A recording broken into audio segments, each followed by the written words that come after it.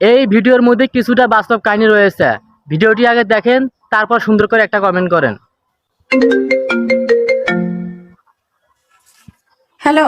হ্যাঁ আম্মু। কিরে, কেমন আছিস মা? এই তো ভালো আছি, তুমি কেমন আছো? ভালো। তোর কি মনটা খারাপ? না, বলো। মনে হচ্ছে মনটা খারাপ।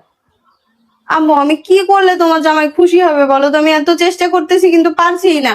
সব সময় চেষ্টা করতেছি ও যেন খুশি থাকে, কিন্তু আমি ওকে খুশি রাখতে পারছি না। কি করব বলো তো? কেন, কি হয়েছে? সব সময় আমার উপরে যেন রাগ রাগ ভাব, আমাকে পছন্দ করতেছে না, আমার সাথে রাগ দেখাচ্ছে। কি করব বুঝতেছি না। আম্মু, আমাকে একটু বলো তো, স্বামীকে কিভাবে খুশি করা যায়?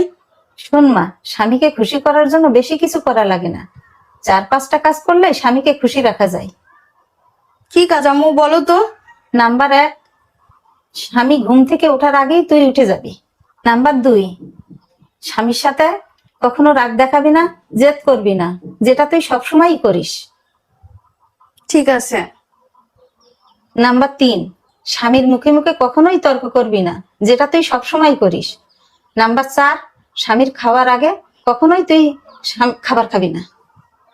আচ্ছা। নাম্বার 5, স্বামীর সাথে কখনোই মেজাজ দেখিয়ে কথা বলবি না। নাম্বার 6, স্বামী বাসায় আসার আগে সুন্দর করে কাপড় পরে পরিপাটি হয়ে গুছিয়ে থাকবি। শোন মা, এই কাজগুলো তো তুই করিস না। তুই জামাইয়ের কথা শুনলে, এই কাজগুলো করলে তোকে দেখবি জামাই মাথার মনি করে রাখবে। তুমি ঠিক বলছো মা। আমি সবকিছু বুঝেও ওর সাথে কেন জানি না মাঝে মাঝে খুব খারাপ ব্যবহার করে ফেলি।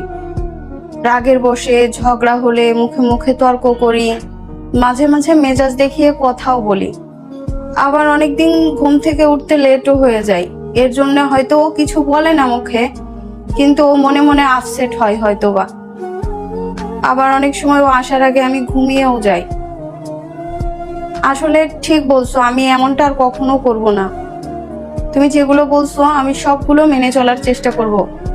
আর কখনো ওর সাথে আমি এমন মুখে মুখে তর্ক করব না, জিদ দেখাবো না। সব সময় তোমার কথাগুলো মেনে চলার চেষ্টা করবো আম্মু।